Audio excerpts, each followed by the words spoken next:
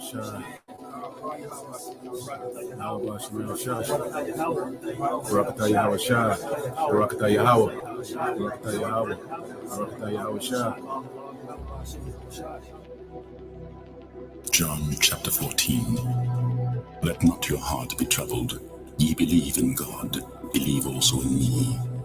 In my Father's house are many mansions. If it were not so, I would have told you. I go to prepare a place for you.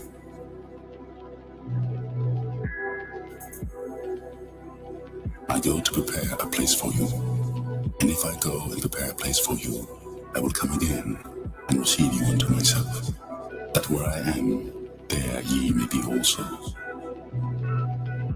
We're not fighting for riches of this world. We're not fighting for a position in this world. We're not fighting for a plot of land in this world to where we can claim our stake, and have an inheritance with the rest of the world. No, when we get our inheritance, we're going to get everything. The book of Psalms, chapter 16 and verse 11. It says, God will show me the path of life. So we're on the path of life. The path of life leads to paradise. The path of life leads to glory, which the glory is the kingdom of heaven. And we're on that path of life. We're walking on the path of the tree of life to gain eternal life. I go to prepare a place for you. And if I go and prepare a place for you, I will come again and receive you unto myself, that where I am, there ye may be also. That power is getting ready to be put back in us. For those who believe and have ears, that power that Yahweh Shah had on the earth, we're going to get that and more. And we're going to get those heavenly bodies, man. See, Yahweh Shai died on the cross and went through all that he went through so he can go back on the right-hand side and be glorified. We're fighting and making our bodies a living sacrifice so that we can eventually be back glorified with him as well as we were before the foundation of the earth.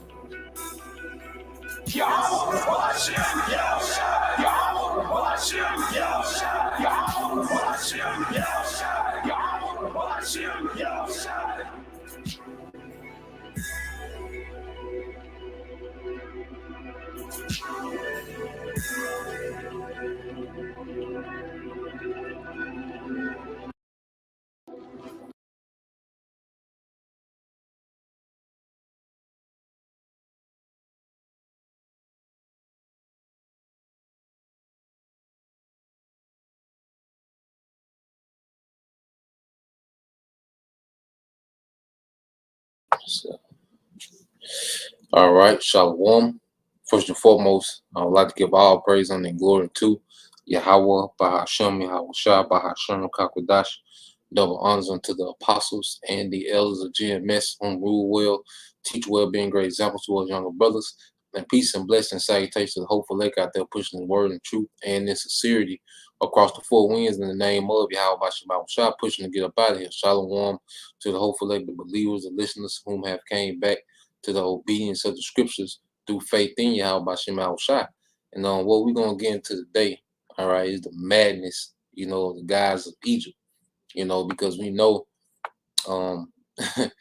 as, the true understanding of the Bible, has been made known to the earth, all right, and especially to our people, one of the biggest antagonists, against the Bible, is these Egyptologist niggas, man. But see, no one knows what they believe. All right, because here it is.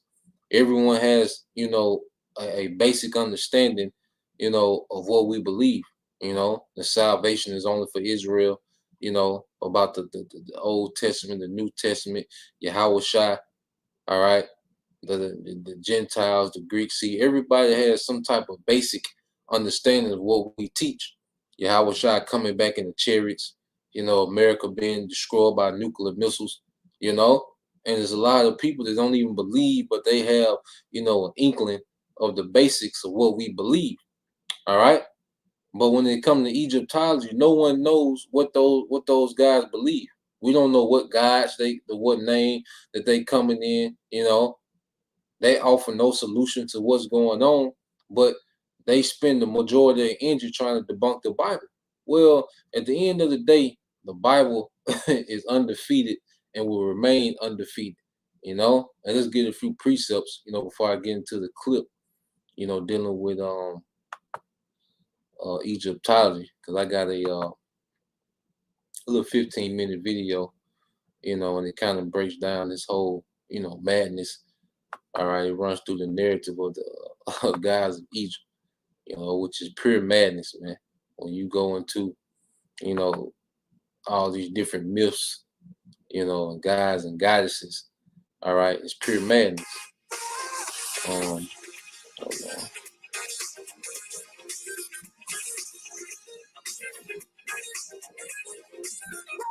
I'm just queuing this video up. Introducing Fidelity Advantage 401k, the affordable, simple 401k plan built for small.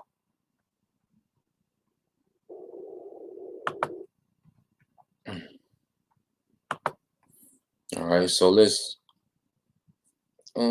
get into some precepts, you know, because this is what we're witnessing real time, you know, is these people are confounded, man. All right, all the doctrines, all the philosophies, you know, everything of this society is being confounded by the true narrative, man. And what's, you know, what's the common denominator is the Bible is always reigning supreme, you know, through all these debates, you know, and arguments. The Bible, you know, is reigning supreme.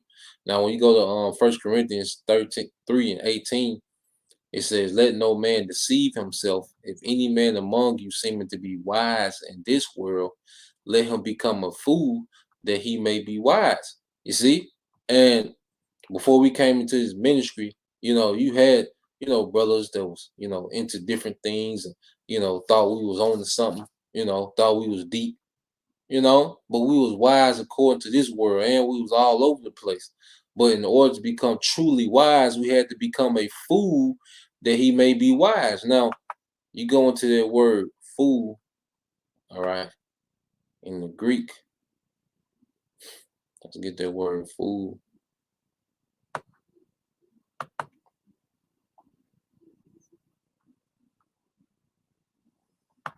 All right, and the word in the Greek is like moros. Strong's G 3474. Moras. Moros. Moras. All right. I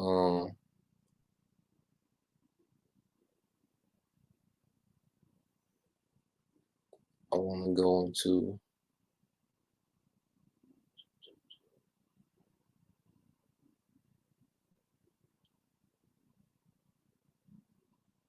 let me see. Yep. Here you go. Now, this is in the Strong's. All right. Now, when you go into the word fool, the main definition I want to get, it says equivalent. Come on, man. It says equivalent to empty or useless. All right. Or the term empty headed. And see, what do we have to empty out? All right. The philosophies and the doctrines and the wisdom of this world has to be emptied out. So we have to become a fool or empty, you know, then become wise. You see? You have to pour out that old wine. You see? And then become wise in true wisdom. And that's, you know, the phase that we all have to go through to fully, you know, tap into the wisdom of Yahweh Bashim Al-Shah, man. You know? Now, reading it again, is 1 Corinthians 3:18 said, "Let no man deceive you. If any man among you seeming to be wise in this world, let him become a fool that he may be wise," man. And that's that being born again. All right, so we can be built, you know, with true wisdom, you know, because even with Moses was a great example of being born again, and then he was built up in the true wisdom. And we're going to get into that, man, you know. Now, when you go to Proverbs, all right, 26.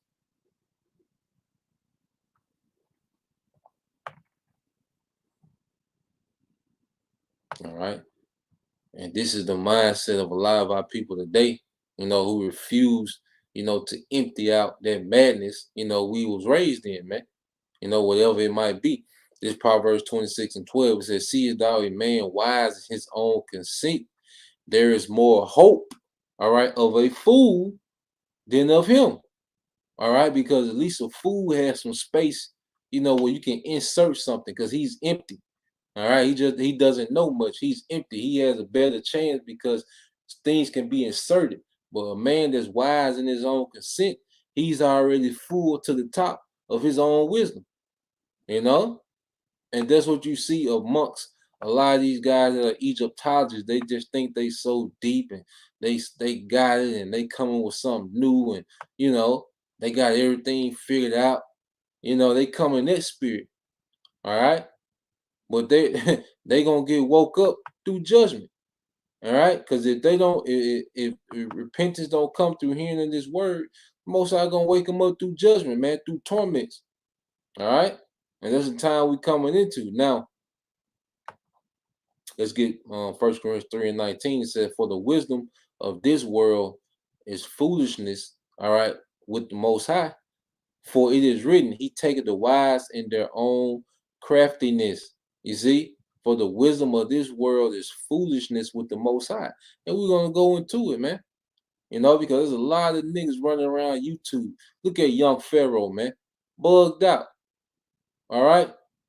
Polite, Sinetta, bugged out. Sinetta took the juice, you know, through. And what doctrines he following? Egyptology, because Egyptology has no answers of what's going on real time. All right. All niggas talk about is they was kings in Egypt. Well, what was going on in Egypt? All right. Egypt was satanic, man. You know? And it says he taketh the wise in their own craftiness. And again, the Lord knoweth the thoughts of the wise, that they are vain, empty. All right. That's why these guys have an empty doctrine with no standard. That's why no one knows what them niggas believe in, man. All right, because their doctrine is empty. You see? And what's going to be proven time after time is the Bible always reigns supreme, man. When you line up all this madness, all these doctrines that these guys come up with, the Bible always reigns supreme, man. I think that's in let's see, the 1 Peter 1. Might be 2 Peter.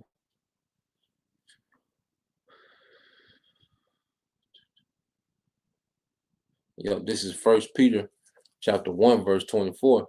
It said, "For all flesh is as grass, and all the glory of man as the flower of grass. The grass withereth, and the flower thereof falleth away. But the word of the Lord endureth forever." And we're finna prove it. But the word of the Lord endureth forever. And this is the word which by the gospel is preached unto you. So this word, all right, is going to reign supreme, man. It's going to endure forever. All right. The authority that comes from our power, all right, the Heavenly Father through his son, Yahweh Shai, that's going to reign forever, man. All these false fables and, you know, all these myths and all these things, those things hold no weight. All right. Because no one can go to any of these myths of all these false gods and come up with instructions on how to maneuver the day. See, the Bible is a book for real life, real time, you know, and things to come, dealing with the prophecy. All right. All them myths and, you know, Cyrus, Osiris, and Horus, and Seth, and Ra. No, none of them niggas is being quoted right now, man. All right. None of them niggas is being talked about or quoted right now. And them niggas in Egyptology can't begin to name all them guys of Egypt, man. Now, this is 2 Timothy 3:16. It says, "All scripture is given by the inspiration of the Most High and is profitable for doctrine, for reproof, for correction, for instruction in righteousness," man. You can take this book and apply it to your everyday life, all right, and you can see the increase. You can see the benefit immediately, man. You know? You can see how it helps you maneuver through situations in your day-to-day. You know? But you can't do that with none of that madness that them guys are saying, man. So let's get into it, and we're gonna be jumping back and forth because pretty much for the longest, you know, they've always said how, you know, the Bible, you know, was biting from Egyptology. No, man, everything is biting off the Bible. All these other heathens just come up with their own versions of stories of the Bible, man. Even going back to the creation story. All right, we're going to prove it, you know, and then we're gonna see how tacky the creation story of Egypt is, and compare it to the real creation story, you know, dealing with Genesis, man, which was given to Moses. All right.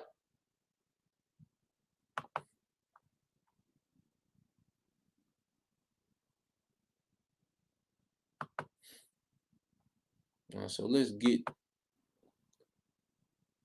this madness. All right. And you just see this madness. And this is why these niggas won't bring this out, man. Now they make jokes, ha ha, Jonas got swallowed. So you saying a nigga got swallowed by a fish, you know? They'll say that, but then, okay, let's see what these guys believe in. This is why they don't never bring this out, man. You know, and the most I showed it recently was man was swallowed by a fish, man. You know, this was recent. You see? Now, pure madness, man. So I'm gonna let me mute myself so it won't echo. But I'm gonna let it play, and I'm gonna be stopping every now and then and getting precepts, man. But it's gonna be getting off with the one of the Egyptians' creation stories, man. You know.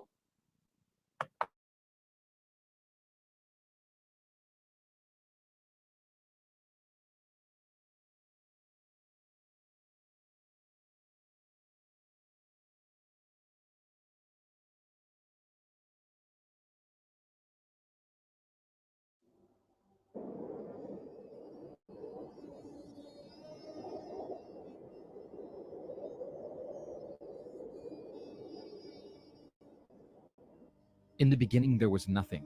The universe consisted of a great chaotic ocean, and Benben emerged amid this primal chaos. Benben was a huge pyramidal mound. There was a lotus flower with Benben, and this, when it blossomed, brought the god Ra to the world, and light came with him. Ra by himself generated the first generations of gods. Shu, the god of the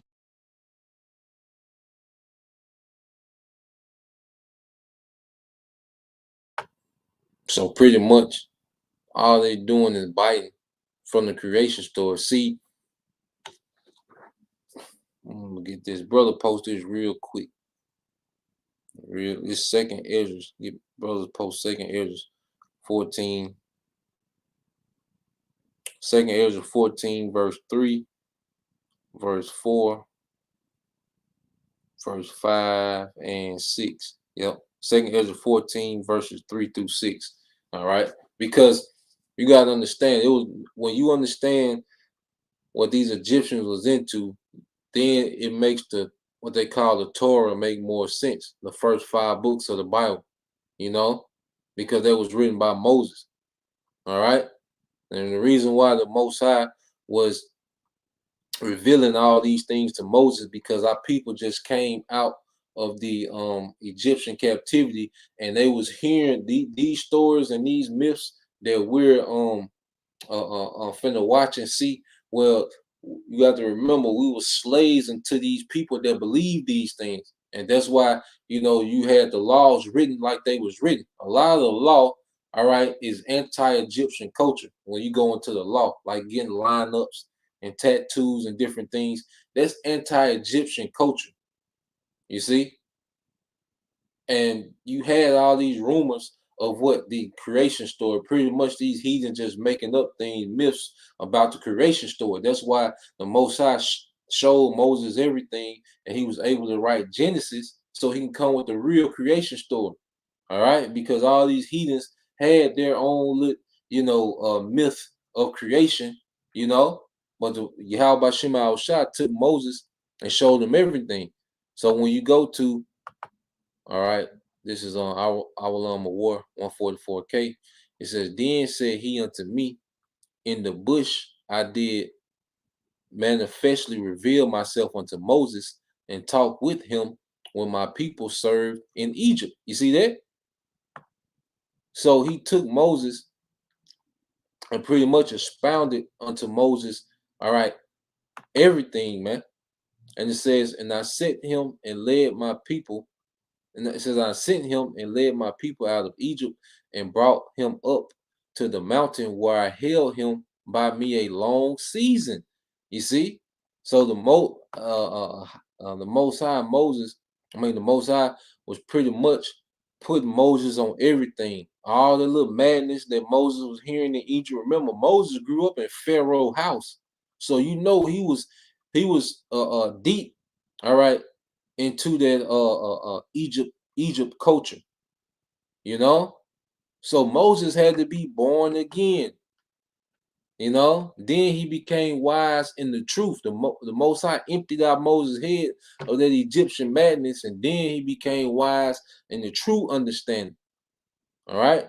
Now it says, verse 4 again, 2 Ezra 14:4, and it says, and I sent him and led my people out of Egypt and brought him up to the mount of where I held him by me a long season, you know. So the Most High just has Moses with him and he's dealing. All right. So the Most High Moses dealing heavy. And it says, and told him many wondrous things and showed him the secrets of the time, because what we're going to see with this madness, they were just making it up as they went, man. Moses had the true secrets of the times from the beginning, all right, from the creation, you know, dealing with the sons of God and Noah, all right, different family lines, you know. Moses had the real truth, man, the real narrative, all right. It says, and show him the secrets of the time and the end, all right, because even in the first 5 books, you know, you go Deuteronomy, it talks about the destruction, all right, that's to come. In the book of Numbers, it talks about Yahushua, all right. It talks about Israel being like a lion dealing villainly with the heathen, man. You see, it says, and commanded him, saying, all right, verse 6, these words shalt thou declare, all right, and these shalt thou hide. Yeah, so it was given a portion for Moses to declare, and a portion, you know, that he was to hide. You see, so when you go back to the to this video, you gonna hear them try to imitate their own creation story, man. You know, yeah, we're gonna get into it. Dealing with the creation story, we're gonna go in and out of it, jump around a little bit, and I'm gonna leave a link, you know, to Apostle Tahar, you know, the video where he broke down Genesis, the first chapter, which is an excellent video. You know, I watched it before I did this one, so I can kind of be sharp, you know, dealing with Genesis, the first chapter. But Elder Apostle Tahar, you know, he went in, you know, breaking down Genesis, the first chapter, man. You know, but I'm gonna let it play again.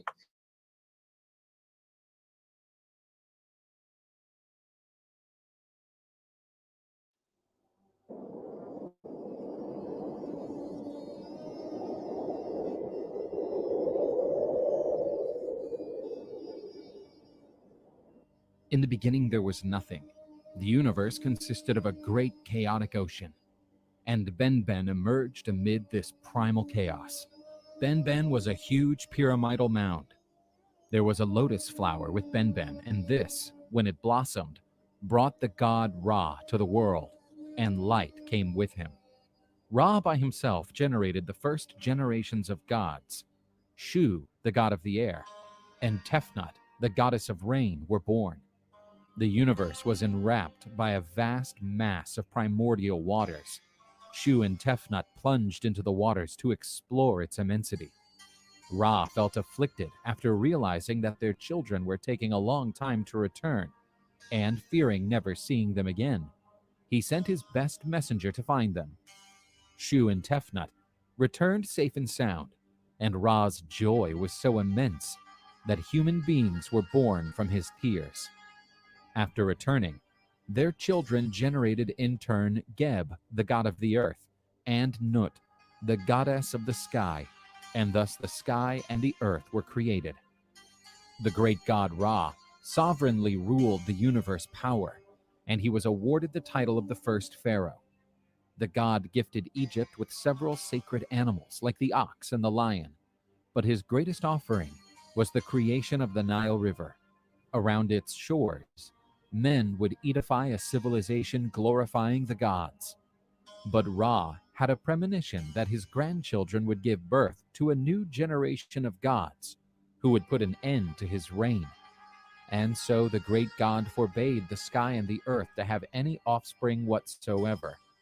But Nut and Geb disobeyed and gave rise to a powerful offspring: Isis, Neph, Seth, and Osiris. They dethroned Ra, and Osiris started to reign over the world. But the new god's throne was not safe, because his brother Seth was eager to take all power for himself. And so the saga of Egyptian gods.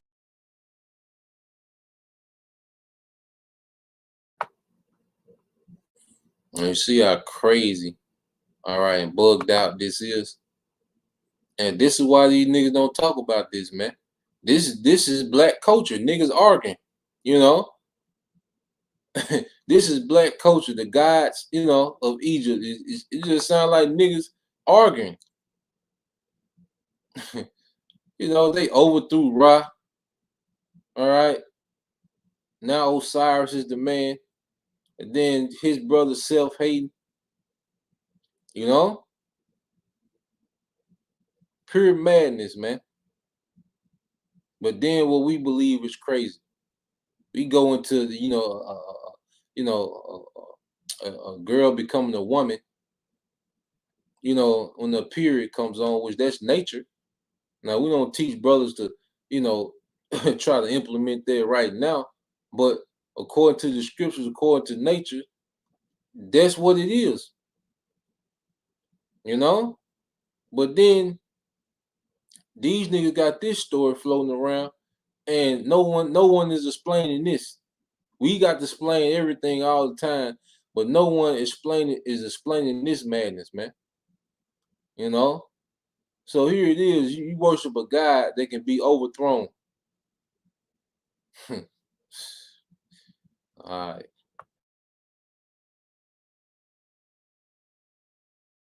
Gods began.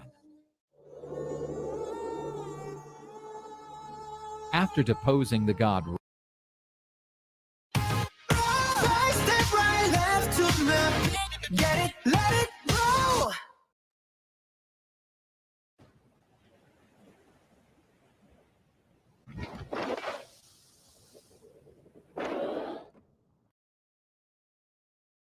god Ra, the deity who gave origin to the Egyptian world, Osiris became the new god of the universe. The new supreme god took the goddess Isis as his wife and started a reign of great prosperity. Osiris brought civilization to men, who, until that point, lived quite primitively. The god taught them agriculture, weaving, and how to make bread. Besides that, he decreed the use of laws, which would give order to chaos. The Egyptian civilization began to flourish under the reign of the benevolent god Osiris. However, Osiris had a powerful and ambitious brother, Seth. His kingdom stood in the arid desert around Egypt, and so he was jealous of his brother, who had a fertile and prosperous kingdom. Osiris had an affair with Nephthys, Set's wife, and Anubis, the god of the dead, emerged from this union. Angered by his brother's betrayal, Set prepared his revenge. The god of the dry lands and personification of evil invited Osiris for a great feast in his honor. During the feast, Seth gifted the guests with a beautiful coffin and said he would offer it to the one who fit into it perfectly. Osiris decided to try it, and immediately after settling in, Seth closed the coffin, trapping the god. The evil god threw the coffin into the Nile, drowning the supreme god. Isis wept profoundly after losing her beloved husband, and these tears poured into the Nile River, giving rise to its traditional floods. The goddess and her sister Nephthys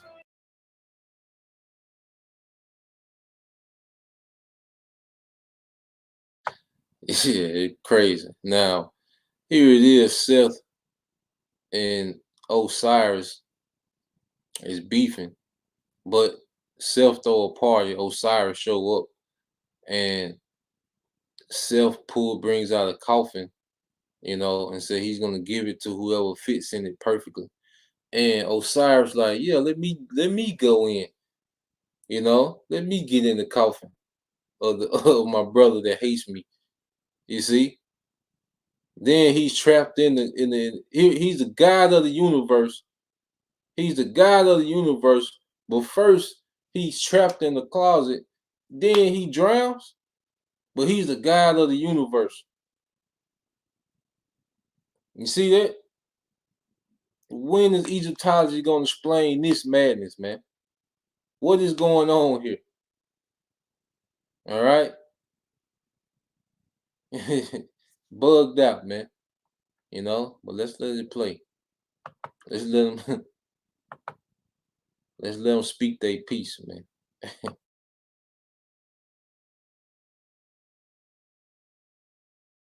looked for Osiris's body, and Isis, after finding it, tried to hide it.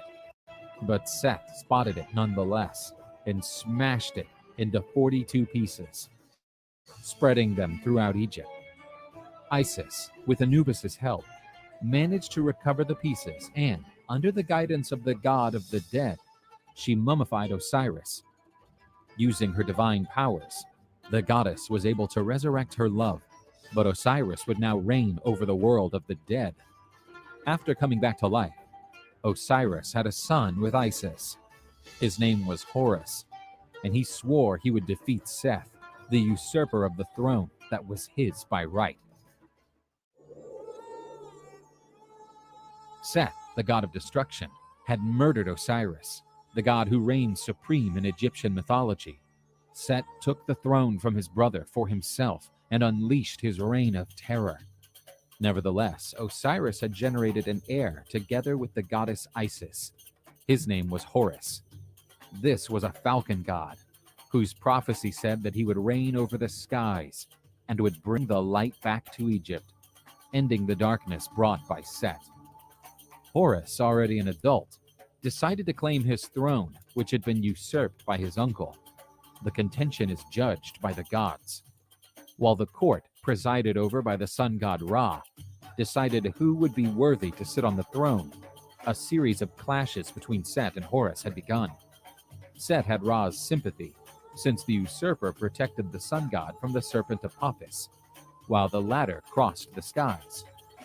Set proposed a challenge to Horus. Both would have to transform themselves into hippos and should be submerged for 3 months. Horus relied on his mother, the goddess Isis, to take advantage of Set's vulnerability to kill him. The goddess felt sympathy for Set and could not kill him. This betrayal enraged Horus, who then attacked his mother, cutting off her head. The god Thoth, the deity of knowledge, saved the goddess, replacing the severed head with a cow's head. The clash between Set and Horus continued for many years. When fighting in the desert, Set managed to pluck Horus's eyes. Due to Hathor's help, the goddess of love, Horus had his vision restored. The court of gods demanded a reconciliation between Set and Horus. The evil god, pretending to be benevolent, invited Horus for a feast in his palace. During the night, Set tried to abuse his nephew, making him unworthy to the throne. However, Horus managed to defend himself and prevented the god's poisonous seed.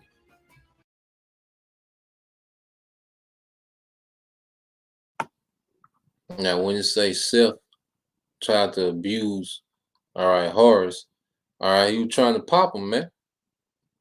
You know, he was trying to pop him, man.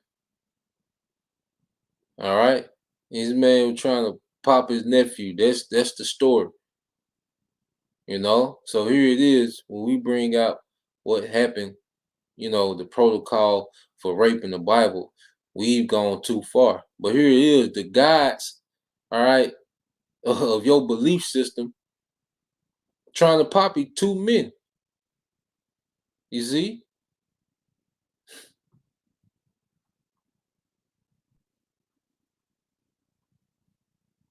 And it's finna get more bugged out.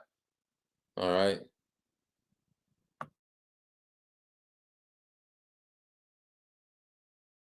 Horus decided to take revenge, and, with the help of the goddess Isis, the god placed his divine seed in lettuce leaves, which were then offered to Set by the goddess Isis. The god of barren deserts ate the contaminated lettuce. Poisoned, Set started to deteriorate in front of everyone, and a golden disc emerged in his forehead. Thoth grabbed the bright disc and ingrained it in her own head. Seth had been humiliated, and that was when, after 80 years, the court granted Horus the throne that was his by right. Isis couldn't be more proud to see her son, with Osiris assuming the father's throne.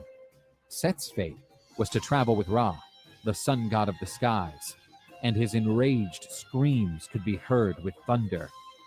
And so, Horus's reign over Egypt began, and all the pharaohs who one day reigned over Egypt were among his descendants.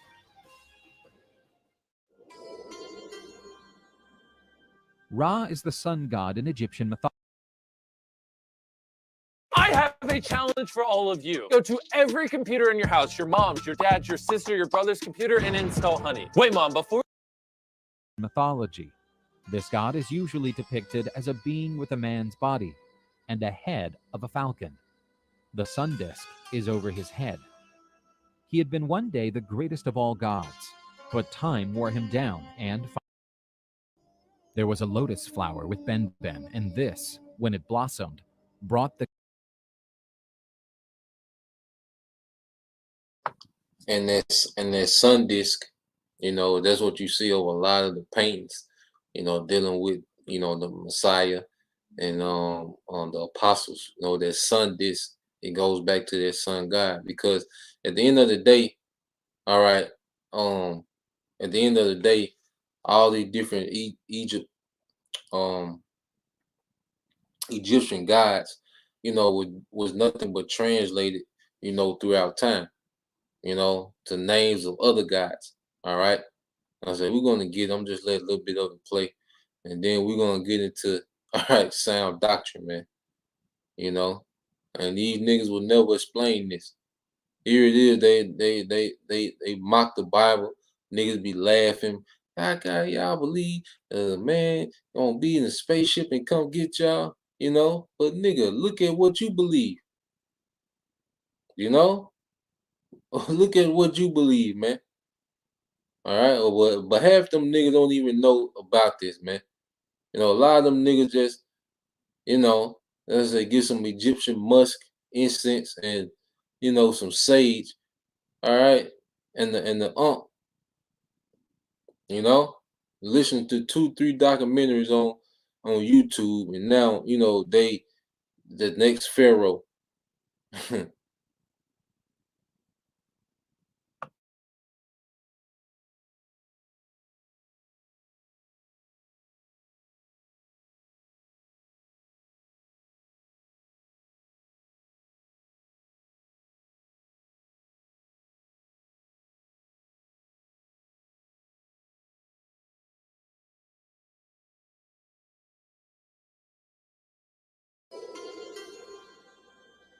Ra is the sun god in Egyptian mythology.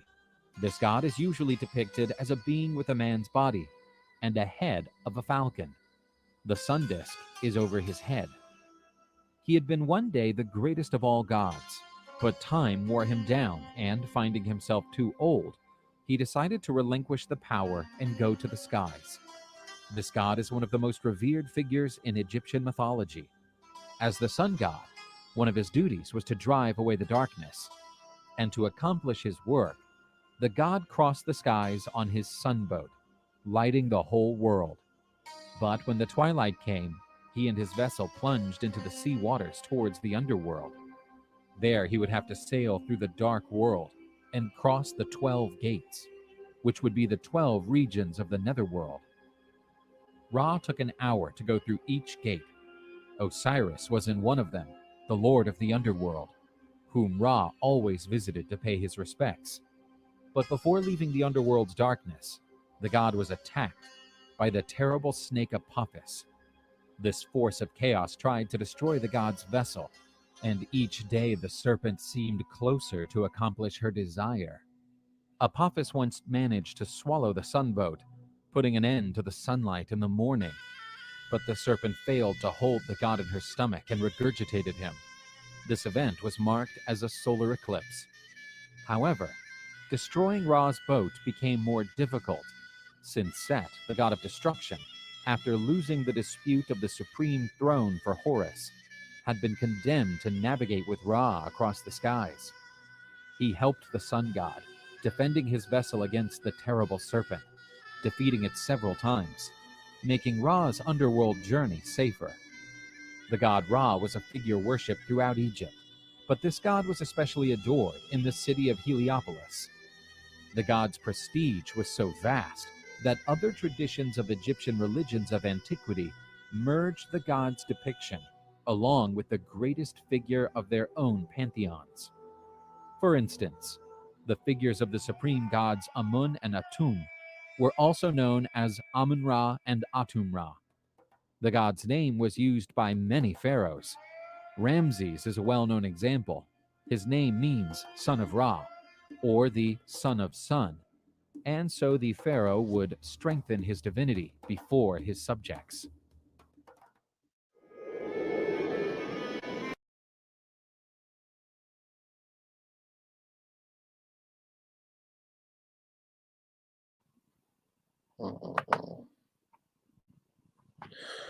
But yeah, that's enough of that madness, man. He had a few more minutes left, but let's get into the scriptures, man. But you can see, pretty much, yeah, out of there, man.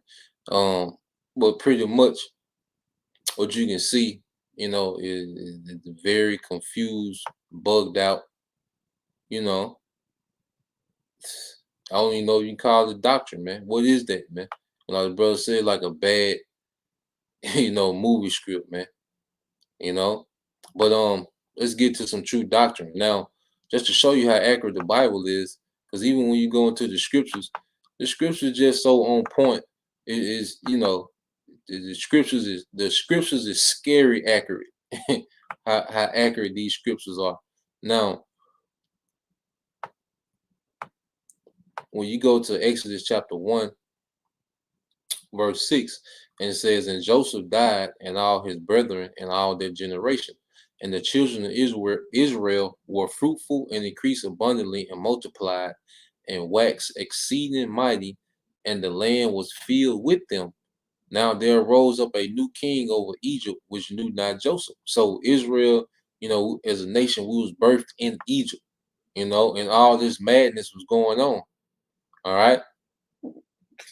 And he said, all these different stories and all, so our people was hearing these things, and it says, and he said unto his people, behold, the people of the children of Israel are more and mightier than we. Come and let us deal wisely with them, lest they multiply. And it come to pass that when there falleth out any war, they join also unto our enemies and fight against us, and so get them up out of the land. Therefore, they set over them taskmasters to afflict them with their burdens, and they built for Pharaoh treasure cities, Python and Ramses. Now, when you go into that word Ramses, all right, which they told you a lot of those pharaohs were named after the sun god Ra. All right, so the city Ramses, was built in the name of Ramses. All right.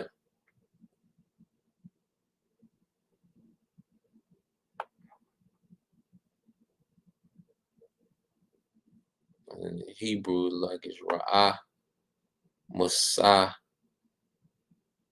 Ra'ah Masas, Ra'ah Masas. All right, and what does it stand for? Child of the sun. You see, child of the sun. You see that? Let you know he was named after Amun-Ra. You know, so the scriptures even go into their history and break it down, man. All right. And when you go into the gods of Egypt, this is why the Most High, when you look at the first 5 books of the Bible, this is why it's written like it's written. You know, is a lot of it is going directly against Messiah.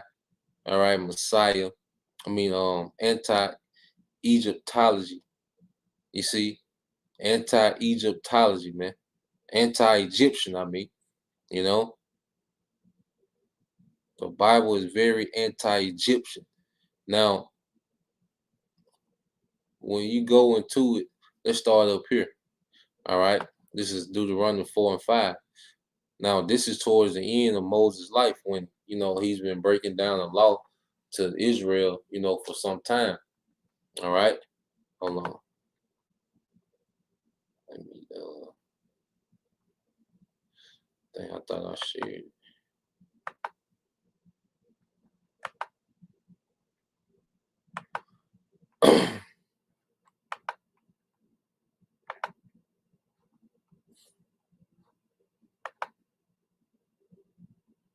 Okay, here you go. All right, so when you go into the book of Deuteronomy, chapter 4, verse 5, it says, "Behold, I have taught you statutes and judgments, even as the Lord my power commanded me, that ye should do so in the land whither you go to possess it. Keep therefore and do them, for this is your wisdom and your understanding in the sight of the nations, which shall hear all these statutes and say, surely this great nation is a wise and understanding people." Why? Because they just came from that madhouse of Egypt. So the Most High, like, look, I'm gonna give you laws, statutes, and judgments. You keep these, you abide by these. You know, this is what you live by. So the Most High was giving Israel the highest form of wisdom in the earth. You know, because they had just left the madhouse of Egypt, man. You know, and it says, "We shall hear all these statutes and say, surely this great nation is a wise and understanding people." And it says, "For what nation is there so great, who have the Most High so nigh unto them, as the Lord Yahweh Bashim Shai power is in all things that we call upon him for? And what nation is so great to have statutes and judgments so righteous as all this law which I have set before you this day?" You see, and the Most High reserved those laws, statutes, and commandments for the nation of Israel because it was the highest form of wisdom on how to run the nation. You see, and it was only for Israel. That's why these other nations was into all these bugged out doctrines, understanding, because it wasn't given them. You know, as the brothers put up earlier, when you go to Psalms 147,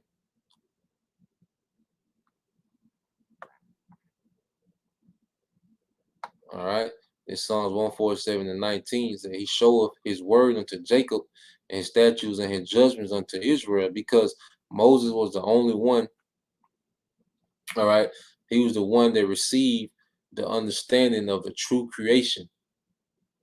Moses, he was that was the Israelite that received the story of the true creation. You know, he showed his word unto Jacob. You know, the priesthood that was of Jacob. His statutes and his judgments unto Israel, he have not dealt so with any nation, and as for his judgments, they have not known them. Praise ye the Lord, Yahweh Bashim Shai. You see? So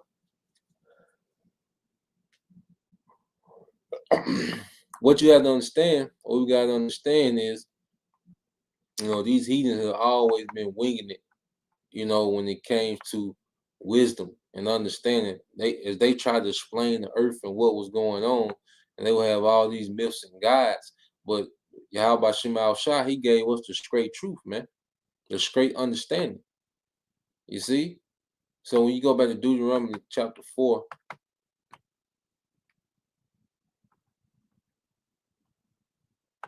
and let's jump down to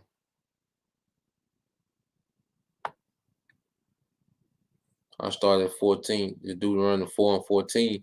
It says, and the Lord commanded me at that time to teach you statutes and judgments that ye might do them in the land, whether you go over to possess it. Take ye therefore good heed unto yourselves, for you saw no manner or similitude on the day that the Lord Yahweh Shema Shah spake unto you in Horeb out of the midst of the fire. So Moses like, look, what you seen happen in Horeb, you know, and Jake wanted to try to talk to the Most High themselves, and they seen the introduction of the Most High, you know, and they curled up. So Moses like, look, all them years you was in Egypt, you never seen nothing like you seen happen in Horeb. All right? And it says, lest ye corrupt yourselves and make you graven images, the similitudes of any figure, all right, the likeness of a male, all right, or female, which all these Egyptian gods were in the likeness of a male or female, and they was mixed with what? The likeness of any beast that is in the earth, all right, a woman body with a cow head. You see, the likeness of any four-winged fowl, a man's body with a falcon head when you go into Ra, you know, and Horus. You know, this is directly, all right, anti-Egyptian, you know, instructions, man. It says the likeness of any beast that is on the earth, the likeness of any fowl that flieth in the air, the likeness of anything that creepeth on the ground, the likeness of any fish that is in the water beneath the earth, and lest thou lift up thy eyes unto heaven, and when thou seest the sun, the moon, and the stars, even all the host of heaven, shouldest be driven to worship them and serve them, which the Lord Yahweh Shema Shah, all right, thy power have divided unto all nations under the whole earth, man. You know, because the Egyptians would worship the sun as if they was the only nation that the sun benefited. You know, all the nations have, you know, access and benefited from the creation. You know, that's what it was created for, man. All right. Now, let's go to the creation story, man. You know, which, like I said, I was watching the Elder Apostles, you know, lesson, you know, dealing with the creation, which I'm gonna go ahead and copy the link and drop it in there for y'all. Give me a minute. You know, like I said, he goes in. I'm gonna just, you know, pretty much do a, you know, quick run through of Genesis 1, you know, but he, you know, he goes all the way in, you know, when he explains it, you know.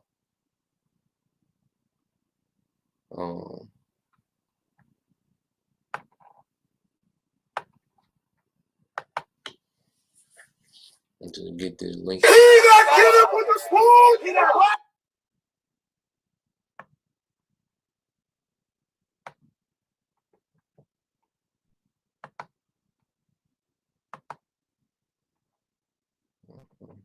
So I'm gonna put it.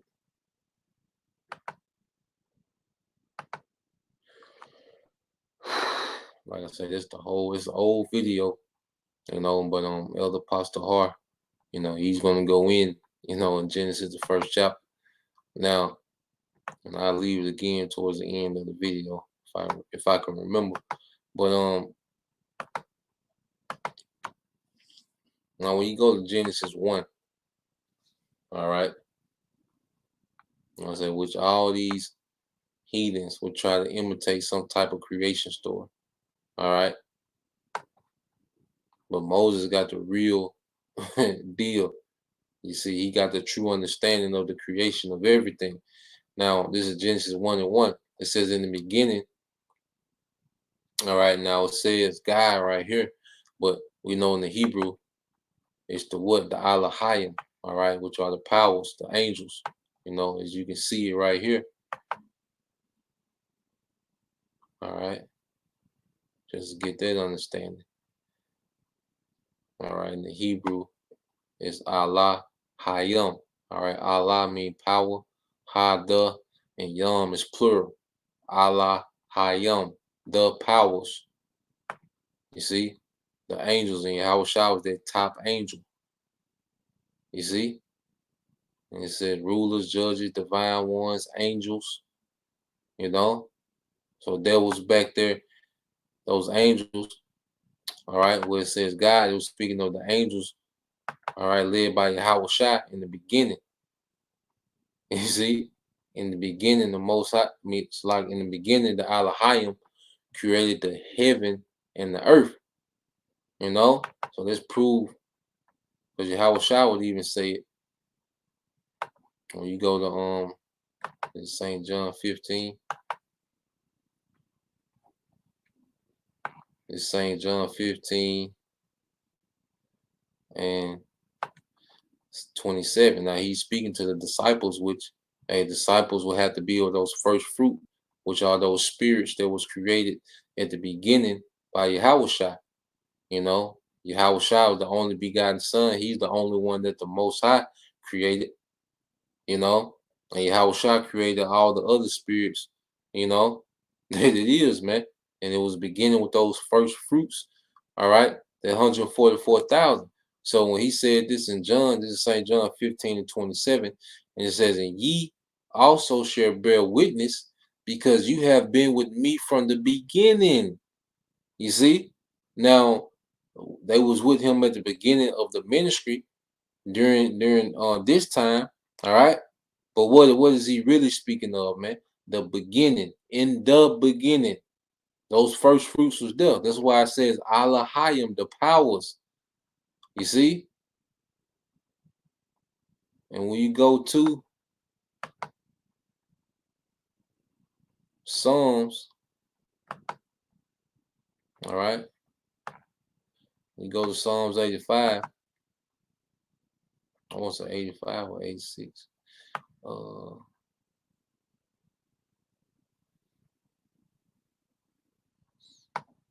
86.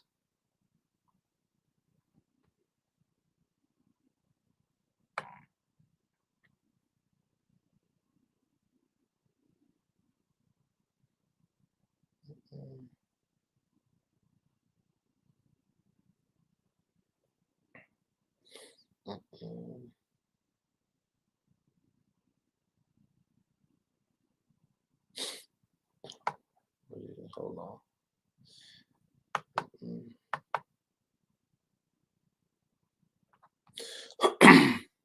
Because we're gonna go into the same word. Might be 82.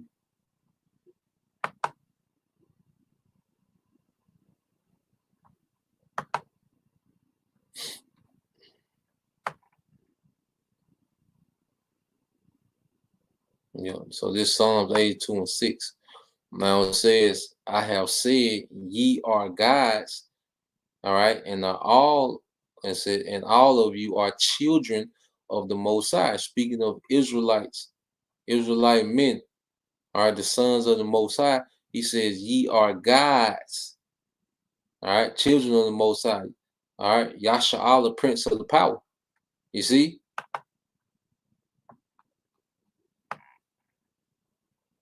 So let's go. You see that same word there. All right, in the Hebrew, is what? Elohim. The same word, same definitions. You see? So who was back there with Yahushua creating everything? It was those first fruits. You know? But this is verse 7 says, but ye shall die like men and fall, all right, like one of the princes, which that happened for what? Our disobedience. And even when you go into that word fall, all right, let's get it. Hold on. Go into the word fall. All right, because the sons of God represents a lineage that begun from Adam. All right, now when you go to fall, what does it say? Nepal, all right? Nepal, or you go into the plural, all right? Nepalium, all right? Where you get that word, all right? Nephilim, all right? Those giants, which is speaking of the sons of God, all right? It was just giant in status, all right? But what? We fell, you know? We fell away. You see? You got that word inferior. We became inferior. We much more inferior to than what we used to be, man, because of disobedience. You that word inferior. All right. So the men, all right, the spirits that was back there creating everything with Yahweh Shai, all right, we have been reduced to a very inferior state because of disobedience, man. Now, let's go to Proverbs and just prove. All right. It was Yahweh Shai and the angels back there in the beginning. Now, this is Proverbs 8:22. It says, the Lord possessed me, and this is, all right, Yahweh Shai speaking of the Heavenly Father possessing him when he was brought forth.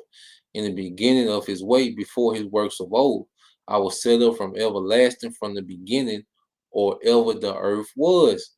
All right. It was brought forth. It means what? Begotten. You know, in the word begotten, it means to be brought forth. You see?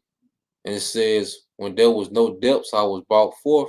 And when there was no fountains abounding with water, before the mountains were settled, before the hills was I brought forth. While as yet he had not made the earth, nor fields, nor the highest part of the dust of the world. When he prepared the heavens, I was there.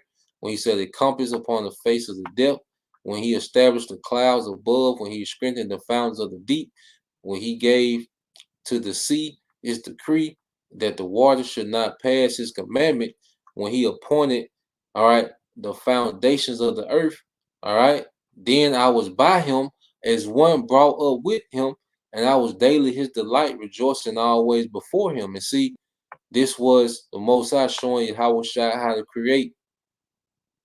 You see? And when Yahweh Shai brought forth those first fruits, he showed them how to create.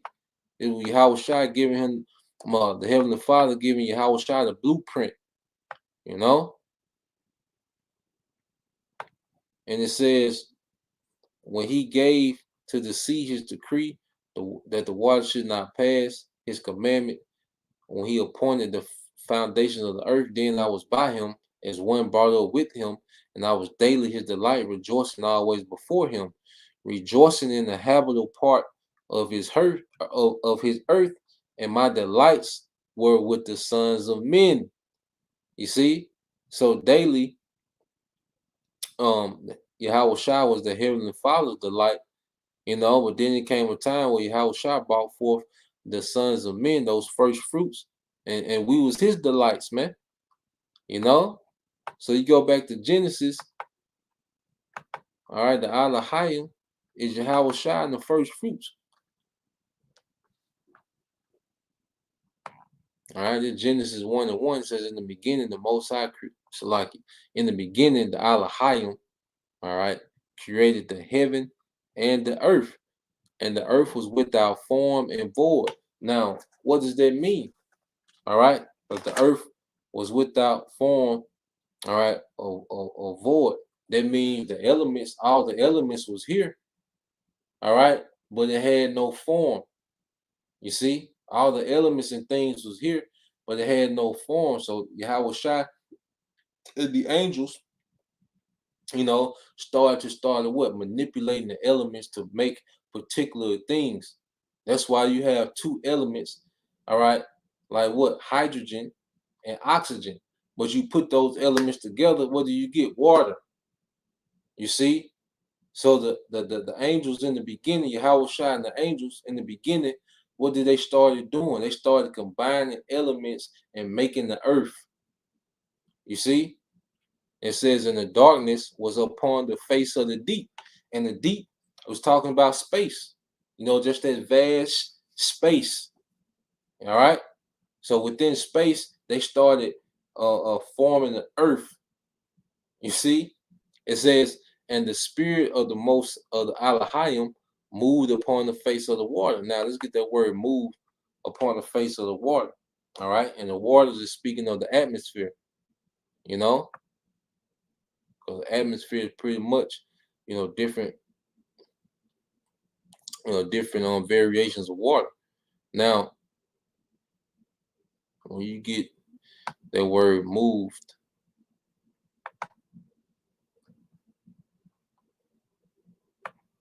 in the Hebrew, all right, it's Rahab. All right, Rahab, which you go in the second definition, means to hover. All right, to hover. You see? So you had the Elohim hovering over the atmosphere, and they was manipulating the elements, combining the elements and creating the earth. You see? That's why the Most High, he known as he is, because the elements came from somewhere, and it was the Most High. All right? But Yahawashi and the angels, they was manipulating the elements, creating the earth. You see?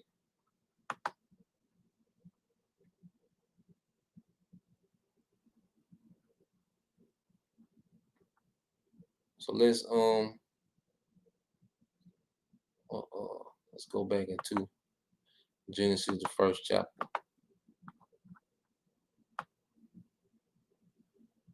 All right, and it says,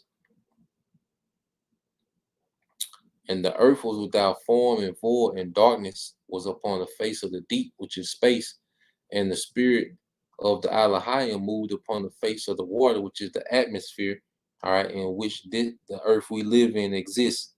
And the Most High said, "Let there be light," and there was light. Now, when the Most High said, when the Elohim said, "Let there be light," all right, and there was light, what happened? What happened? They illuminated the atoms.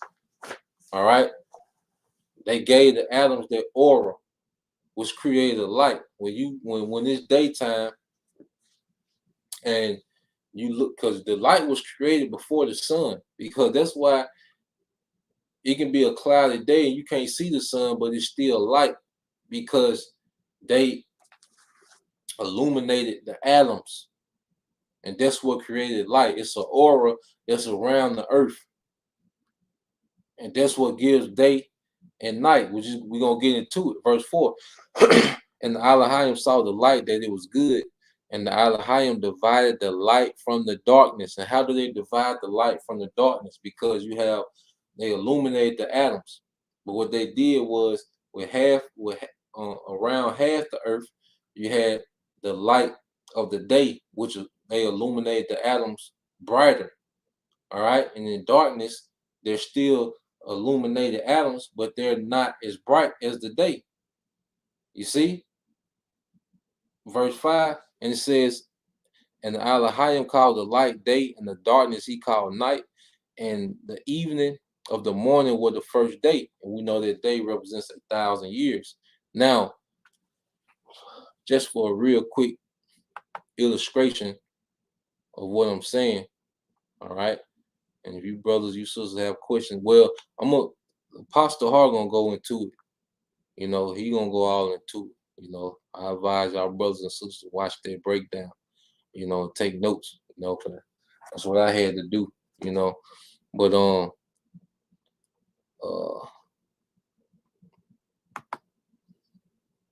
but yeah, so what you got the earth,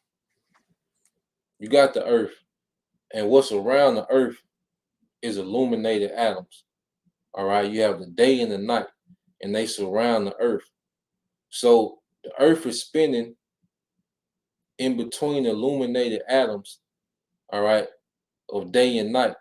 And that's why you have Eastern time, Pacific time, Central time. Why? Because the earth is spinning from day to night. So that's why the sunrise in the morning, it starts on the east, but then it keeps going to the west. They're just the earth spinning and those illuminated lights. And that's why when it's noonday, all right, on one side of the earth, it's noon at night on the other side, because the earth is just spinning through darkness. Then it comes back to the light. Then it spins back to the darkness. And that's how the days are divided. You see? Because there's actually a daylight line, all right, because Apostle Hart talks about it, how you can be on the big ship and half the ship can be in partial darkness and half of it can be in day, because there's an actual line that separates, going back to the creation. He said they divided the light from the darkness. They divided those atoms, one being the day, all right, where the atoms are illuminated bright, and then you have the dark where the atoms are not illuminated that bright, and the earth is spinning within the aura of those atoms, all right, because this is before even the moon and the sun was created, you see. And going back to the Egyptians, talking about Ra was riding through the sky on the boat. No, nigga. All right. The Alahayim illuminated the atoms around the earth, which create their aura around the earth. All right. No damn Ra in no boat. And then at nighttime, he go underground and got to fight a serpent and self, on top of the boat. Madness, man.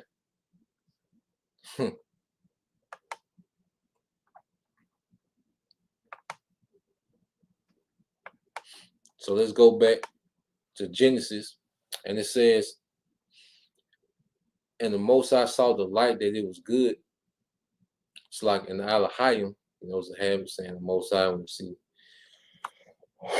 of God, all right. But it says, and the Alahayim saw the light that it was good, and the Alahayim divided the light from darkness, and the Alahayim called the light day, and the darkness, all right, he called night. And the evening and the morning were the first day.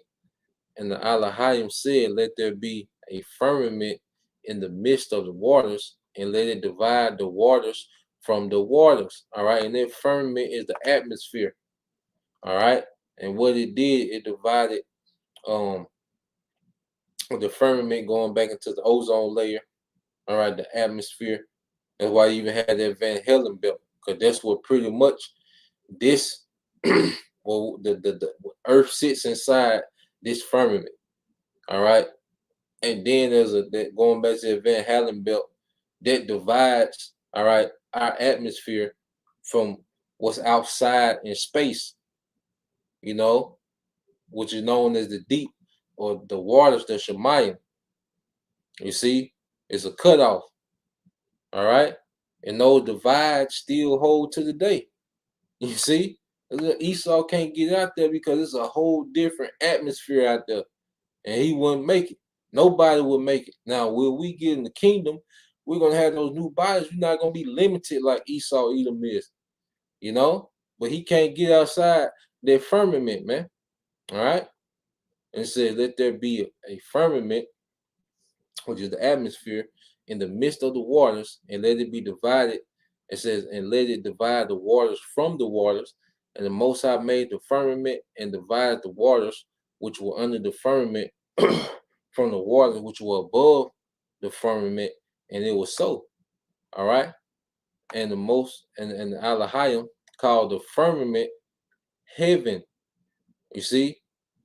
And that's speaking of what? The first heaven. Well, when you go outside and look up, all right, that's the firmament, that's the heaven, where the satellites sit, that's the heavens. All right. And that's why you think it says, in the evening and the morning or the second day, the second 1,000-year period. Now, that's why even when you go into prophecy, what does it say about Esau, man? This is let's get Obadiah.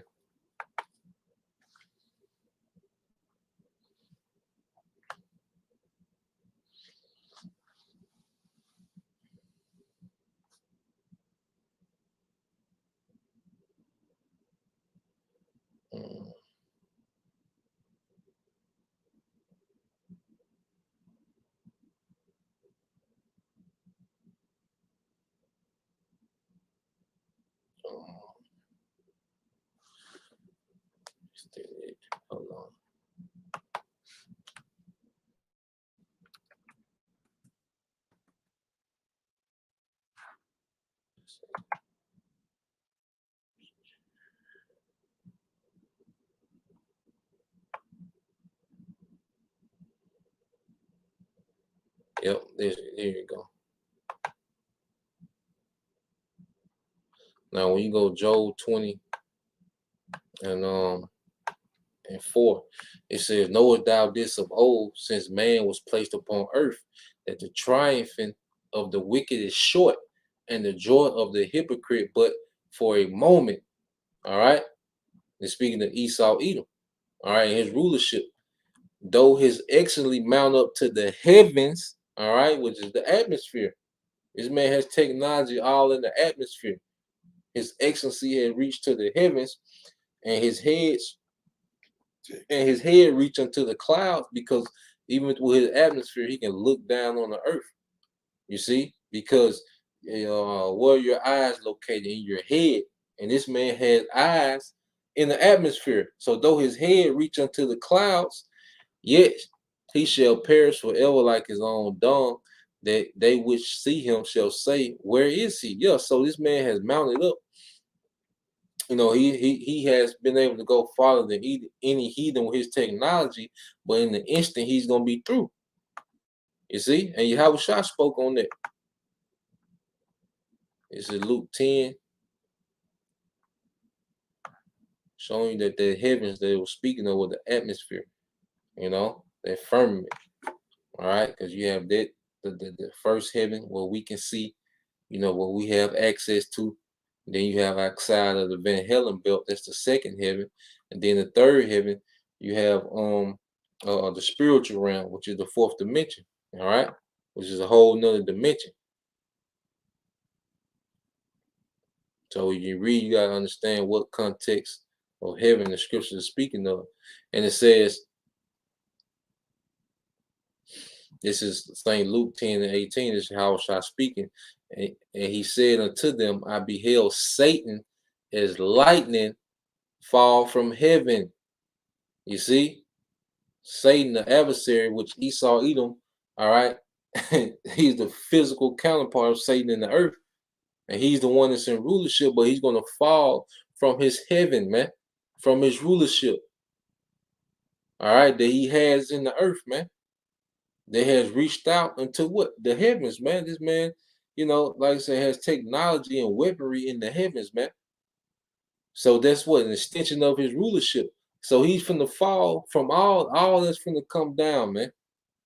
You know? And it's gonna be when? Let's get that in Revelation 12.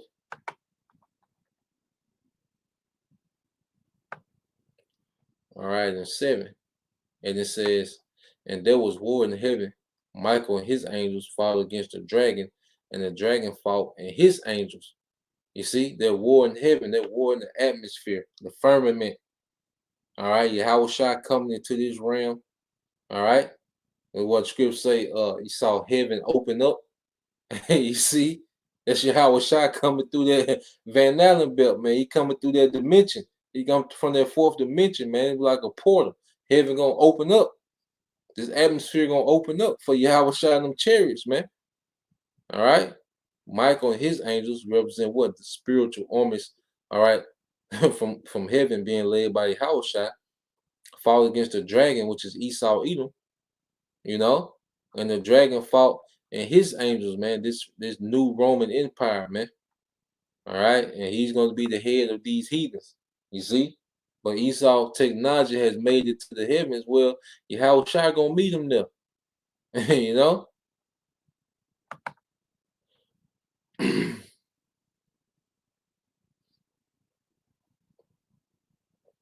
So let's go back to Genesis, man. All right.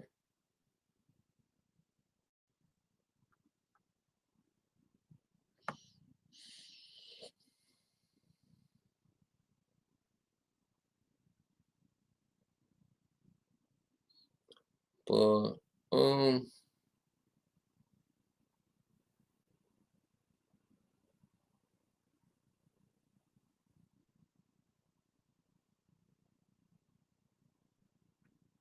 Yeah, I'll leave it there with Genesis because, like I said, I'm gonna leave that link again. You know, Pastor Hart gonna go all the way into it. You know, so if you didn't get the link, you know, make sure you click on the link, put it in your watch later, and make sure you watch and take notes. You know, very edifying video by the apostle. All right, but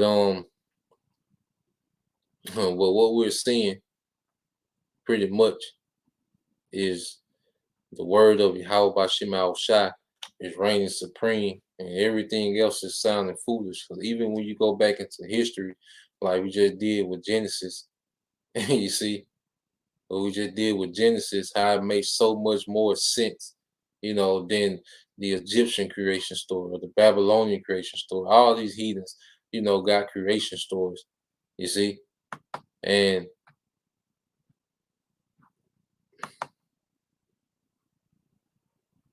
let's see.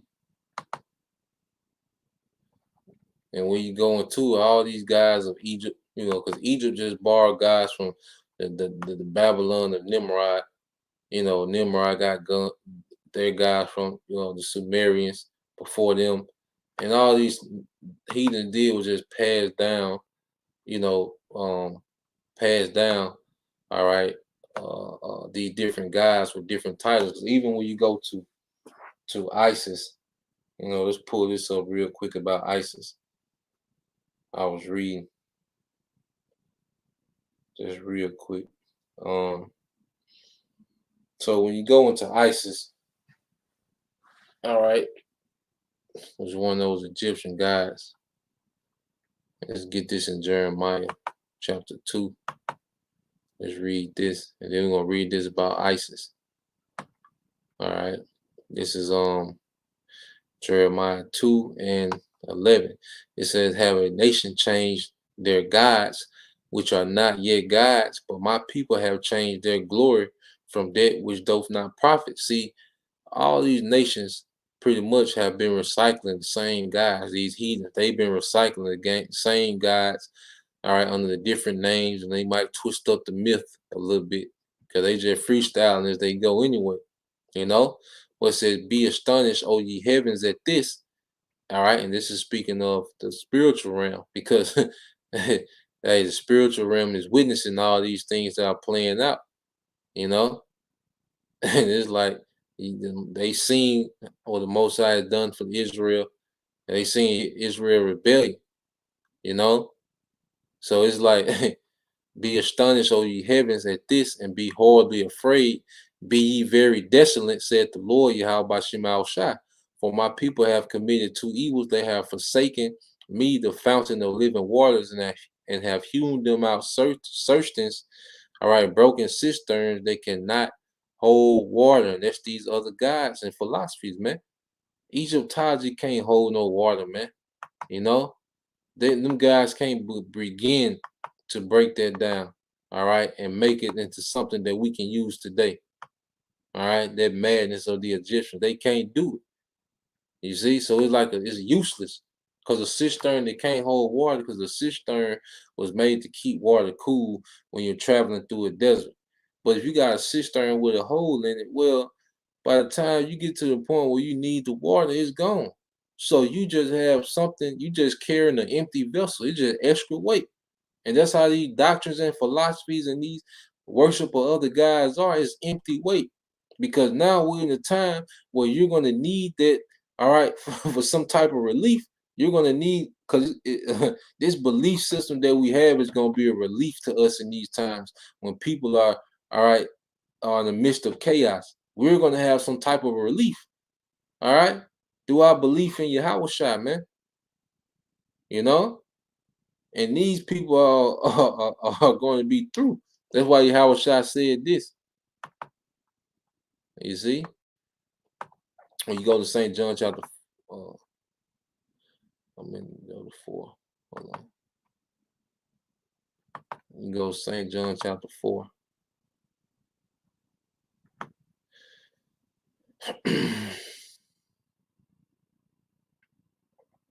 All right. St. John chapter 4, verse 13. Yahweh Shai answered and said unto her, whosoever drinketh of this water shall thirst again. And it's talking about carnal waters. All right, actual water, you know, which is symbolic of carnality, which all these other deities and gods is pretty much the worship of carnality, man.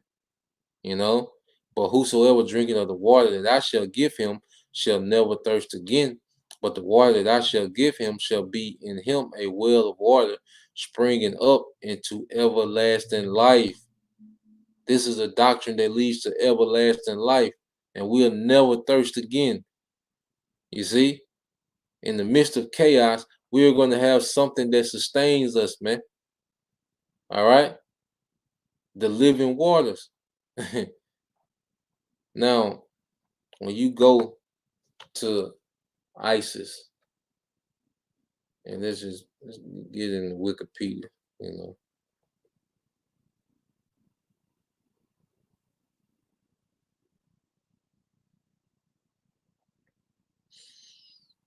Now, when you go to ISIS, it says ISIS, all right, ancient Egyptian, all right, classical Greek. It said was a major goddess in ancient Egypt religion whose worship spread throughout the Greco-Roman world. You see, it says Isis was first mentioned in the Old Kingdom, all right, 86 BC, as one of the main characters of the Osiris myth, in which she resurrects her slain brother and husband, all right, the divine king Osiris, and proceeds and protects his heir Horus. She was believed to help the dead enter into the afterlife, and she had helped Osiris. All right, and she was considered the divine mother of the Pharaoh, which is nothing going to the Queen of Heaven. You know, this women's equality, and you know, this feminism. All of it's coming in this energy of Isis, man. And it says her maternal aid was invoked in healing spells to benefit ordinary people. Originally, she played a limited role in royal rituals and temple rites, although she was more prominent in funerary practices and magic texts.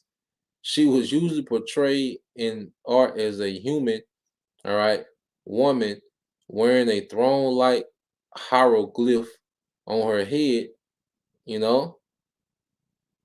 It says during the New Kingdom, as she took on traits that originally belonged to Hathor, the preeminent goddess of earlier times, Isis was portrayed wearing Hathor's headdress, a sun disk between the two horns of a cow. You see? But she was picked up by who? Ancient Greco-Romans. You see? Which the people that run the day, this is nothing but the Greco-Roman Empire again. It says in the Hellenistic period, 323 through 330 BC, when Egypt was ruled and settled by Greeks, all right, the Ptolemies, Isis was worshipped by Greeks and Egyptians along with the new god Serapis, and that's where you get a lot of the energy of whom they call Jesus Christ is from Serapis Christus, man, because they would call the followers of Serapis Christians. All right. Going back to the Greek word Christos, Serapis Christus. You see? Isis being his mother, like when you see Mary, you know, and baby Jesus, that goes back to either Semiramis and Tammuz, or all right, Isis and Serapis, man. Egyptian and Greek mythology mixed. You know, and then eventually was picked up by the Romans. So at the end of the day, Yahweh Shema Shai is coming to destroy all these idols and witchcraft and madness, man. When you go to Micah chapter 5, all right, in verse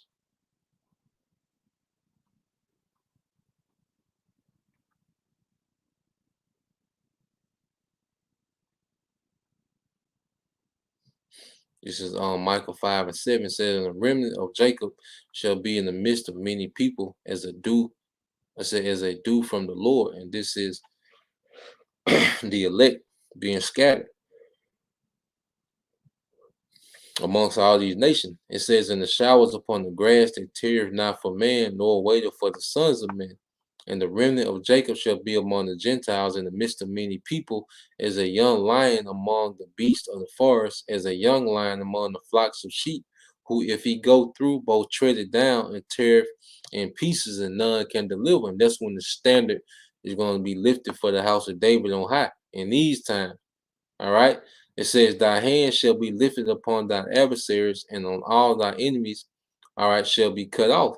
And it shall come to pass, said the Lord Yahweh, that I will cut off thy horses out of the midst of thee, and I will destroy thy chariots, and I will cut off the cities of thy land, and throw down strongholds, and I will cut off witchcraft out of thy hand, and thou shalt have no more soothsayers.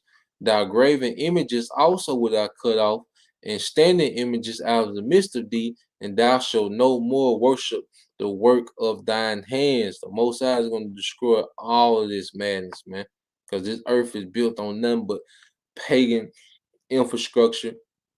All right, pagan layouts, satanic layouts. All this going to be destroyed, man. You know, and it says, and I will pluck up thy groves out of the midst of thee, so will I destroy thy cities, and I will execute vengeance and anger and fury upon the heathen, such as they have not heard. Yeah, because they're not into the prophecies of the Bible like this, man. They into all these myths and madness, you know?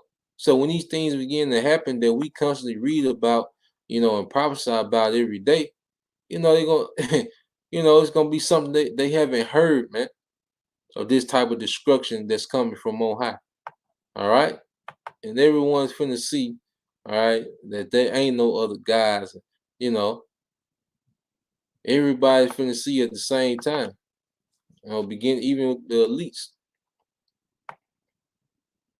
All right, this is Isaiah 2:17.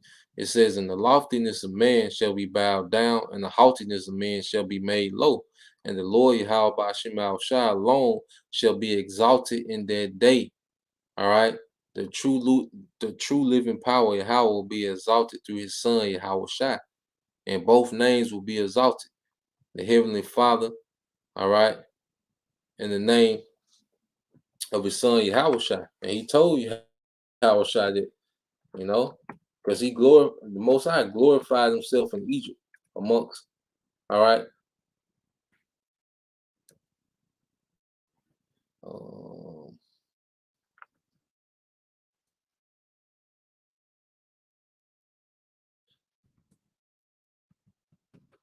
Most High was doing in Egypt, he was glorifying himself, because everything that those Egyptians worship, all right, he confounded, because when he was destroying the livestock, well, the Egyptian worshiped a god, all right, that was over the livestock, the Nile River. He turned to blood. They worship a god that was, was over the Nile River. So the Most High was confounding the gods of Egypt, and he was giving and Moses kept coming to Pharaoh in the name of Yahweh, and what was happening, the name of Yahweh was being glorified.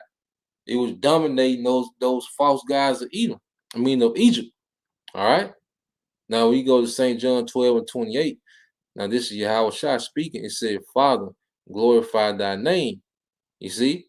But then, the Most High spoke back to him and said, there came a voice from heaven saying, I have both glorified it, going back to ancient Egypt, and will glorify it again. And it's talking about this Egypt. You see? So the Most High, look, I glorified it once, but I'm gonna run it back. You see? And that's why scriptures say the plague's gonna hit Egypt as before. You see, and the Most High finna glorify his name. So in this chaos, Esau, he just a tool on Yahweh Ba'ashem Al-Shai's tool belt to judge the earth. He's not the main event. All right. He's highly overrated, you know. But what the Most High finna do and get glory back to his name, all right.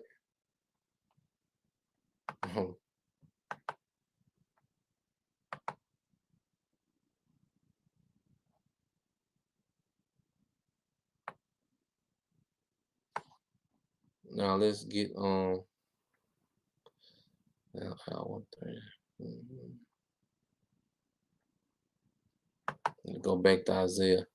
All right, this is Isaiah chapter 2, verse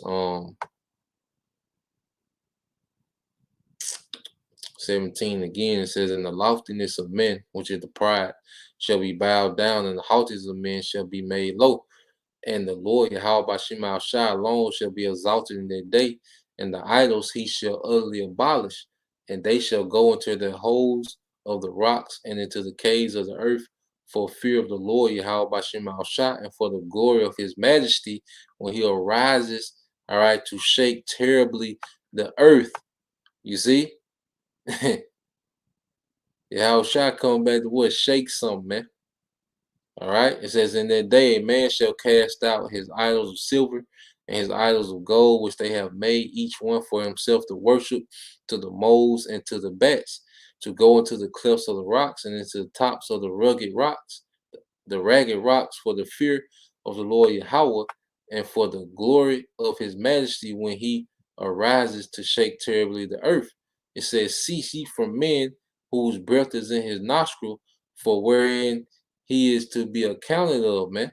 All right. And our people still believe, you know, in so-called white man as being some type of deity or God, man. And this man, all right, breathe through his nostrils like everyone else, man. You know, he's not immortal. He, you know, the scripture say, "Cease from man whose breath is in his nostril," man. Because we know our help don't come from man. You know, we looking for my help from on high. You see, the scripture say, "I will look to the hill from whence cometh my help," man. You know, and that's from a higher power. All right, beyond man. All right, but these people going to get this juice as if, you know, that exempts them from every people that got the juice. They act like they're exempt from everything now. You know, like they immortal now. No, man. All right. So that was the point. I get this from the brother I'm a one. This Psalms 46:10 says, "Be still and know that I am the Most High. I will be exalted among the heathen, and I will be exalted in the earth," man. So we in the time where our power finna show himself, man. You know, he finna silence all the critics, man. You know, he he finna silence the crowd, man. You know, so Lord will you brothers and you few sisters were edified, man. You know, I just wanted to go into that, you know, just to show that madness and then come back with sound doctrine. And you see the big difference, man. You know, you see the big difference. Because when I was watching the El Apostle Hart video, man, it just made so much sense how he was breaking it down, you know. And as I advise you brothers, you know, you few sisters to watch it, you know, and take notes. You know, it's a very edifying breakdown. You know, Genesis the first chapter, he gonna go all the way in, you know. So until the next time, I say Shalom, Kwam Yasha Allah, Abab Abal, DTA soon.